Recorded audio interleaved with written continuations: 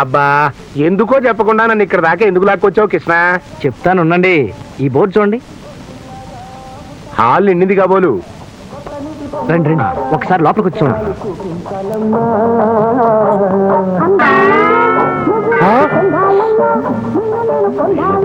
మండిపోను, ముగ్గురే కూర్చుని సినిమా చూస్తున్నారా? ఆ ముగ్గురు సినిమా హౌస్ఫుల్ అయితే ఎంత డబ్బు వస్తుందో అంత డబ్బు కట్టి మరీ సినిమా చూస్తున్నారండి. ఇది ఎక్కడ అన్యాయం అయ్యా? ఆ మాటే నేను అంటే ఇది మాకు అలవాటే అన్నారండి.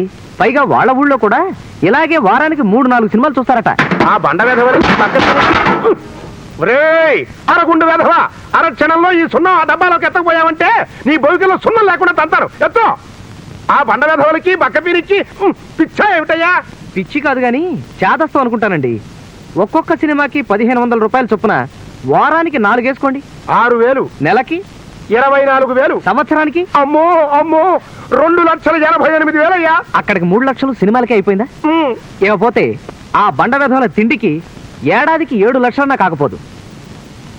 మరే అరే వాళ్ళ టిఫిన్లకి ఒక్కొక్క రోజుకి ఒక ఆవకాయ జాడీ చొప్పున వేసుకున్నా సంవత్సరానికి 1,00,000 రూపాయలు పచ్చళ్ళకే అయిపోతుంది కదండి. అవునయ్యా.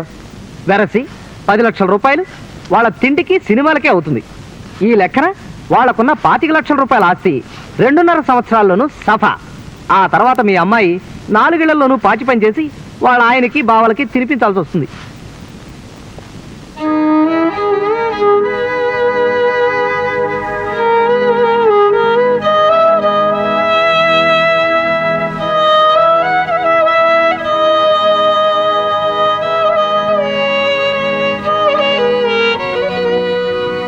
వద్దు, ఈ సంబంధం నాకు వద్దు, వద్దు గాక వద్దు.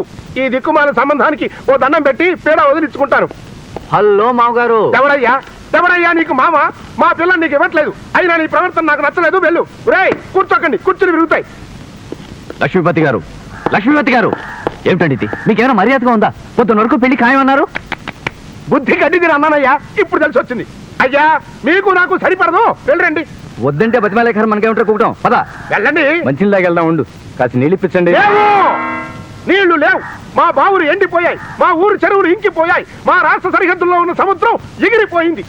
బాబు మీకు ఒక నమస్కారం, మీ దాహానికి 100 నమస్కారాలు, మీ ఠుట్టుకి 1000 నమస్కారాలు. వెళ్ళండి బాబు. పదరా తమ్ముడు, ఇటువంటి మర్యాద హీలని తెలియకొచ్చాం. పద.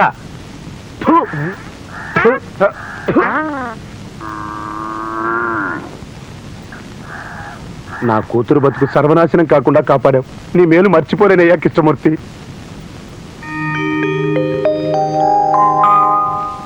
నీకుండే పొదుపు మా సుందరానికి ఉంటే నా జన్మ ధన్యమయ్యేదయ్యా కృష్ణ.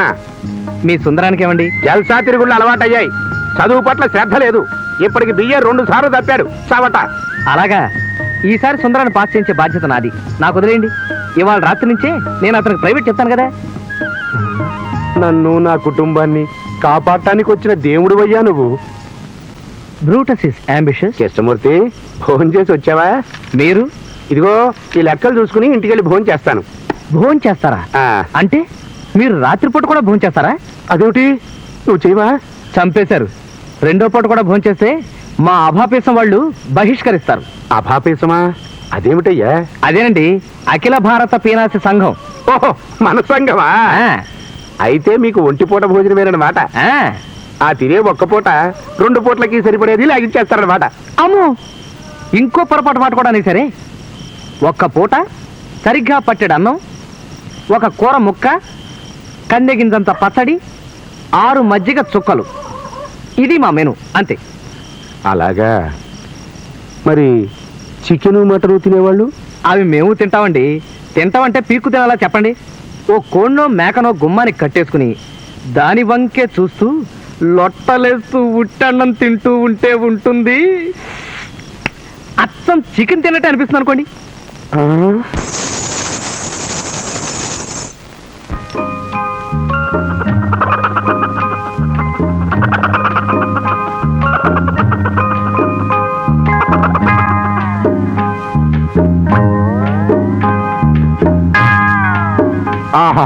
అద్భుతం. కోడిని వేలాడదీసి దాన్ని చూస్తూ ఉత్తన్నం తింటున్నావా తింగర సచ్చినోడా? రేపటి నుంచి బియ్యపు గింజని భూతత్వంలోంచి చూస్తూ మంచినీళ్ళు తాగరా, కడుపు నిండుతుంది. పెళ్లిలో తద్దిన మంత్రాలు చదివేవాడి మొహంలో మొహం చూడు. పోతావు రే, నాశనం అయిపోతావు. అక్కయ్య, కరెక్ట్ గారు వచ్చారు. రారా తమ్ముడు, కులాసానా? ఆ కులాసే. ఎక్కడి నుంచి రావడం? మనో నుంచే. బస్సు కొంచెం లేట్ అయింది అందుకని. ఆహా, సరిగ్గా భోజనాల టైంకి వచ్చాను. బావా ఇంక నువ్వు తప్పించుకోలేవు. అక్కయ్య నాకు కూడా వడ్డించేవి. నీ అలాగే. తమ్ముడికి కూడా వడ్డించవే. బావా నాటికి ఎంత మంచి మాట అన్నావు బావా. కూర్చోవయ్యా, కూర్చో. ఇవాళ మా ఇంట్లో కోడి కూర. కోడి కూర? ఆహా, మాత్రం ఏది? చూరుకు వెళ్లాడుతోంది అదిగో.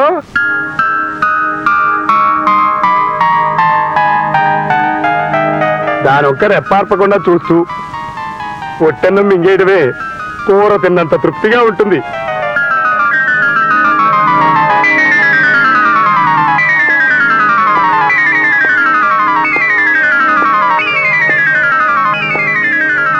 అన్న నా రాజ్యం ఇలా పాడైపోయింది.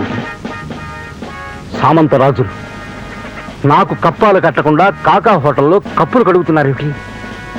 What is this? నా గుర్రం ఏనుగు నా తొండం పెంచేసి గోడ మీద బలిలాగా పాకుతుంది ఏమిటి? నా పట్ట ప్రాణి పాయఖానాలు ఉలుస్తుంది ఏమిటి? అయ్యో, నా మంత్రి మట్టి మోస్తున్నాడేమిటి? ఏమైంది? ఏమైంది నా రాజ్యానికి? What happened? What happened to my Kingdom? ఏమైంది? ఏమైందిరా? ఏమైంది? తమ్ముడు, ఏమైంది నా రాజ్యానికి? తమ్ముడు. నా రాజ్యానికి ఏమైంది? చెప్పండి, చెప్పండి. తమ్ముడు, మావయ్య, ఏమిటి పిచ్చి పిచ్చిగా మాట్లాడుతున్నావు? ఏమైంది మావయ్య? అంతా మీ నాన్న చలవేనమ్మా. మహానుభావుడు ఇంకోసారి ఇలా విచిత్రమైన చేష్టలు చేస్తూ కనపడ్డాడంటే నాకు నిజంగానే పిచ్చెక్కుతుంది.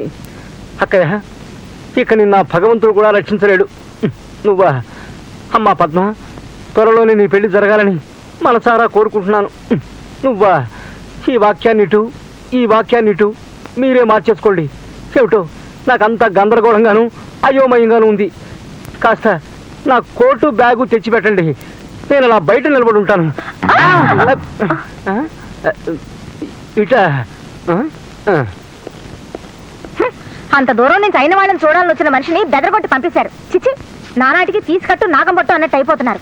అసలు మిమ్మల్ని కాదు, మిమ్మల్ని ఇలా తయారు చేస్తున్న ఆ కృష్ణమూర్తిని అనాలి. అతన్ని ఏమైనా అన్నావంటే నేను ససేమిరా ఒప్పుకోను. త్వరగా వెళ్ళి ఓ 6 మజ్జిగ చుక్కలు పట్టుకురా. భోజనం పూర్తి చేసి చిన్న గుడి దగ్గరికి వెళ్ళాలి. ఇవాళ అక్కడికి దేశం నలుమూలల నుంచి మహాపురుషులు వస్తున్నారు. ఒక ముఖ్యమైన సమావేశం జరగబోతోంది. నమస్కారం. మీకు కాస్త ఆలస్యంగా కనిపిస్తున్నాను. ఏమీ అనుకోకండి. రండి రండి, కూర్చోండి. ఏమిటి? ఆ లక్ష్మీపతి వస్తే ఇలాగ మాట్లాడతావా? మరి ఎలా మాట్లాడాలి? హుందాగా ఉండాలి. వత్స, భక్త, ఆహా. ఓ, ఆ టైపా? మరి చెప్పావు కదే, అదరగొట్టేస్తాను. ఎలా అంతా రెడీనా? కానీ ఈ ఆకులు కట్టుకోవడం, ఈ చేపలు చుట్టుకోవడం, ఆ పేపర్ గోచీలు పెట్టుకోవడం డ్రెస్సులే అసహ్యంగా ఉన్నాయి గురు. ఒరే చిట్టి, కృష్ణమూర్తి కళ్యాణం జరిపించడానికి తప్పదు మనకిది. తొందరగా రారా అరగుండు వెధవా.